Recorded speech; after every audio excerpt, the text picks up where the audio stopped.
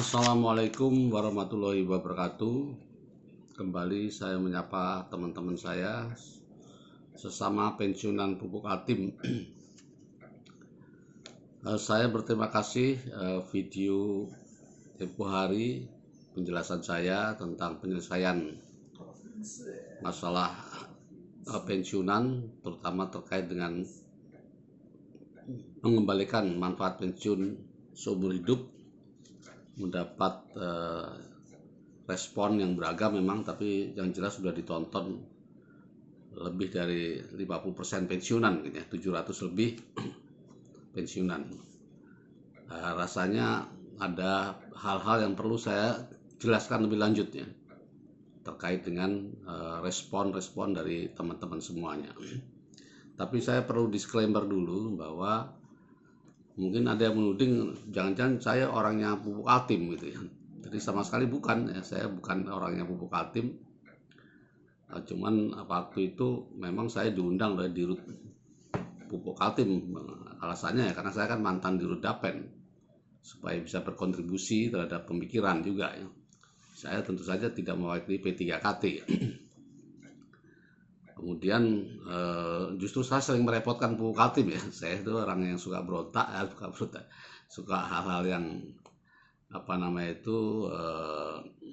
kadang merepotkan pupuk Altim. Misalnya kemarin tempo hari saya bikin press conference yang menyatakan bahwa dana pensiun itu telah rugi sekitar 500 miliar gitu. Maksud saya itu bisa supaya menjadi concern banyak orang, dan akhirnya kan itu menjadi perhatian, termasuk ke jagung, dan ada hasilnya ya, ada hasilnya. Hasilnya adalah aset-aset itu yang dua aset, yaitu tanah di Subang dan tanah di Jogja, itu akhirnya dikembalikan. Nilainya sekitar 27 miliar, meskipun ini harus di appraisal lagi ya, alhamdulillah. Kemudian banyak teman-teman saya yang menyuruhkan saya kenapa saya tidak bergabung saja ke P3KT, memperkuat upaya-upaya oleh P3KT. Saya selalu mengatakan pada teman-teman bahwa saya dengan P3KT itu berbagi tugas ya, soal seperti itu. Jadi saya itu aktif di FPBNJ, Forum Pensiunan BUMN Nasabah Jiwasraya. Itu sebetulnya atas ide dari Ketua P3KT Pak Bowo ya, supaya membentuk itu.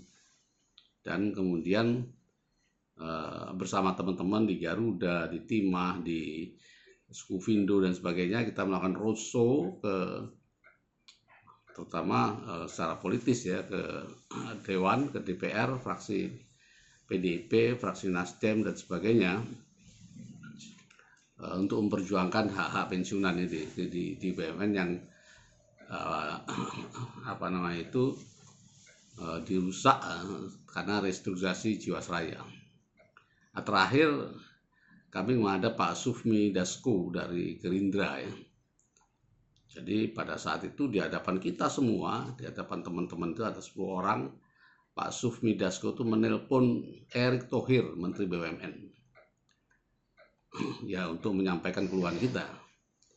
Nah, beberapa minggu setelah itu muncullah surat dari Menteri BUMN S214 itu yang menjadi landasan untuk kita perjuangkan, yang diperjuangkan juga oleh P3KT. Jadi itu adalah hasil perjuangan kami yang sebetulnya juga cikal bakalnya dari Pak Bowo P3KT yang mengusulkan kita untuk membentuk itu ya. Jadi sebaiknya tidak dipertentangkan ya. Jadi bagi-bagi tugas lah gitu. Bagi-bagi tugas. Karena apa yang saya perjuangkan memang berbeda, tetapi tidak bertentangan ya, sama. Tujuannya sama dan bahkan bisa komplementer. Dan hasil yang kemarin kan komplementer. Jadi kita yang bisa dulu kita lakukan perjuangan untuk mendapatkan bantuan dari perusahaan, itu juga tetap diperjuangkan. Kita jalan paralel, tapi yang sudah bisa jalan ya kita jalani dulu. Saya kira itu disclaimer saya. Kemudian ada beberapa hal yang perlu bisa saya jelaskan. Pertanyaan-pertanyaan misalnya, apakah dananya itu cukup dari 11 item itu untuk menuntaskan masalah manfaat pensiun seumur hidup? Yang pertama itu sebetulnya berapa sih nilai aset-aset itu ya. Kemudian kedua, kan itu tidak liquid ya. Gedung, bangunan macam-macam itu perlu waktu untuk menjualnya. Apakah bisa diselesaikan dengan itu? Karena waktunya masih kapan lakunya kita nggak tahu. Terus bagaimana pendistribusiannya? Yang pertama, pada saat pertemuan dengan P3KT hari tanggal 16 November kemarin, Dirut Dana Pensiun menyebutkan bahwa ditanya oleh Dirut berapa kira-kira aset yang bisa kita distribusikan ini. Dirut Dapen bilang kira-kira 100 miliar, Pak. Saya waktu itu mengatakan itu pasti lebih. Itu 300 miliar pun lebih menurut saya ya. Nah, saya tak persis aset-aset itu apa saja. Dan saya menyampaikan juga secara tertulis hitungan-hitungan saya ya kepada Dirut Dapen, Dirut PKT. Aset-aset ini menurut saya, aset itu adalah ini ada 11 itu nilai wajarnya adalah ini. Itu sekitar 300 lebih ya. Tapi saya di komen balik oleh Pak Dirut, jangan menyampaikan angka-angka kalau belum ada appraisalnya, KJPP-nya, kantor jasa penilaian kantor jasa penilaian perusahaan KJPP ya, perusahaan penilai, kantor jasa perusahaan penilai. Akhirnya saya revisi. Nah, yang ada hitungan atau angka dari KJPP itu baru 2015 ya, karena setelah itu belum ada, karena itu kan dikeluarkan dari aset Dapen dan tidak lagi dievaluasi atau dinilai lagi. Nah, kalau kita pakai data 2015 itu memang angkanya tapi lebih, itu 150-an miliar. Tapi itu 9 tahun yang lalu. Kemudian ada aset-aset yang belum dinilai. Padahal gedung bangunan itu tiap tahun naik harganya ya. Terutama tanah itu bisa 15% kenaikannya. Jadi mungkin untuk tahu pastinya tentu harus dilakukan appraisal ulang. Saya kira mari kita dorong perusahaan melakukan appraisal semua aset-aset yang sekarang dikuasai oleh PKT atau Dapen nilai ulang. Itulah angka yang bisa kita percaya untuk menyelesaikan masalah pengembalian manfaat pensiun seumur hidup itu. Jadi itu saya berkeyakinan akan, kalaupun tidak cukup, kurangnya tinggal sedikit ya, sekitar 300 miliar lebih keyakinan saya. Itu nanti dibuktikan aja dengan penilaian nanti. Kemudian, itu apakah cukup? Itu dulu waktu dihitung oleh aktuaris kita sendiri, kebutuhannya sekitar 300-an, lebih sedikit masalah 350 ya.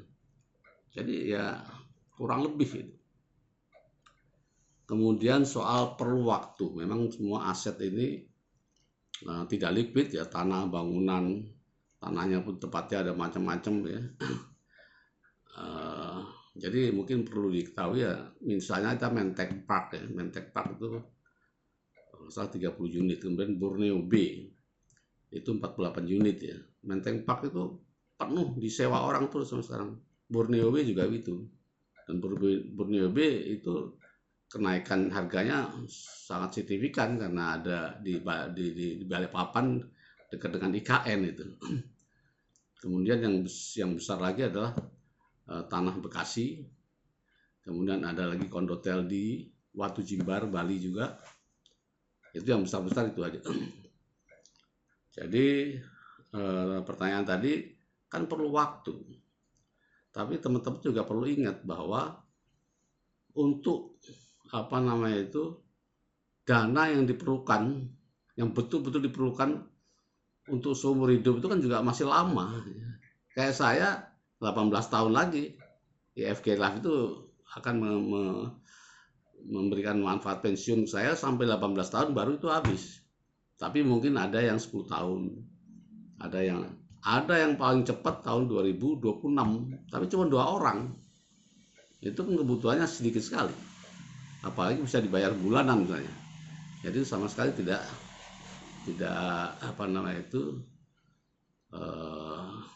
ringan sekali ya bagi perusahaan. Kalau perusahaan pun harus nomboi dulu, kalau ini belum ada yang laku misalnya, itu sangat ringan. Jadi itu jawabannya. Jadi waktunya saya kira cukup untuk menjual aset-aset tersebut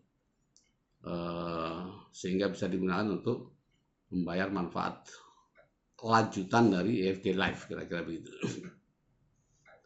Terus pertanyaan berikutnya, bagaimana mekanisme distribusinya? Ini pikiran saya punya pikiran, sebaiknya didistribusikan secara proporsional berdasarkan kebutuhan. Kalau kita perlu dana agar seumur hidup, jadi misalnya saya itu cadangan saya sekian, kan ada hitungannya semua di aktuaria itu. Kalau seumur hidup untuk saya, kasus saya butuhnya misalnya 300 juta misalnya. Ada sekarang 300 juta, itu bisa untuk mendanai saya setelah cadangan IFG Life itu habis sampai seumur hidup saya. Gitu ya. Nah, itu dijadikan dasar kontribusi. Ada yang 500 juta dan sebagainya, itu di jumlah berapa, maka persentase itu adalah hak saya terhadap dana yang bisa dimasukkan di situ. Jadi misalnya dananya itu 100 miliar, hitungan saya mungkin jatah saya itu 0,1%. Jadi kalau ada 100 miliar dimasukkan ke cadangan pensiunan yang menghadapi masalah jiwasraya ini, maka bagian saya itu ada sekitar 100 juta. Ya, 100 M, karena 0,1%. Orang-orang, tiap orang akan masing-masing akan berbeda. Nah, ini sebaiknya diinfokan sehingga teman-teman merasa nyaman. Oh, saya sudah punya cadangan sekian. Untuk yang pertama kali misalnya sudah bisa dicairkan atau didistribusikan ya. Kalau dalam dana pensiun itu, kalau aset itu sudah masuk menjadi atas nama dana pensiun, maka dia bisa distribusikan ya, sebagai aset investasi. Jadi masuk ke cadangan masing-masing itu, menaikkan cadangan kita masing-masing. Nah, itu kalau diinfokan pada teman-teman, tentu saja teman-teman akan menjadi secure. Saya sudah ada cadangan sekian. Nanti kalau ada lagi akan nambah lagi.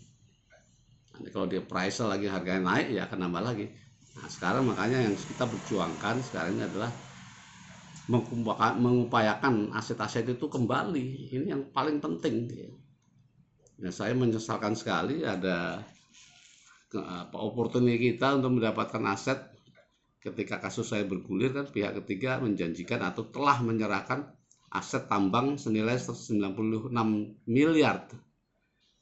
Nah, itu tidak diupayakan oleh pengurus sampai sekarang, akhirnya ya hilang gitu, hilang begitu saja. Ini yang makanya saya ngotot untuk kita terlibat supaya jangan terjadi kesalahan-kesalahan seperti itu lagi yang menyebabkan kerugian yang sangat besar, karena ini adalah aset kita semua untuk kesejahteraan kita semua. Jadi mohon teman-teman tolong bantu dukung saya. Masih ada aset-aset sekarang itu, masih ada aset kondotel yang masih disita, dan saya akan mengupayakannya itu.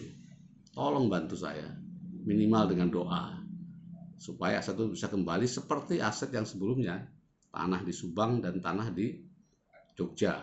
Mudah-mudahan kita bisa itu, meskipun ini ada masalah. Ada kemarin saya dilihatkan surat oleh Direktur SDM bahwa Kejagung sudah menjawab bahwa itu adalah sesuai keputusan MA terhadap pemilik kondotel.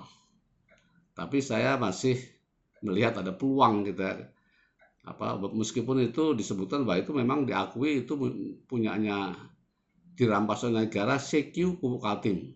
Tapi kalau itu kemudian dilelang, itu hasilnya tidak seberapa.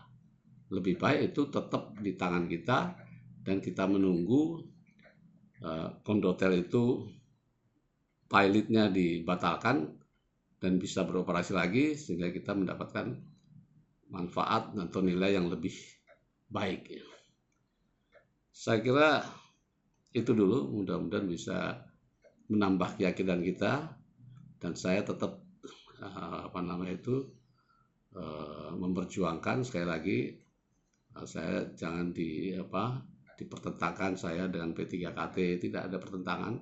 Kita hanya bagi-bagi tugas, bersinergi bersama-sama memikirkan masalah pensiunan ini. Terima kasih. Assalamualaikum warahmatullahi wabarakatuh.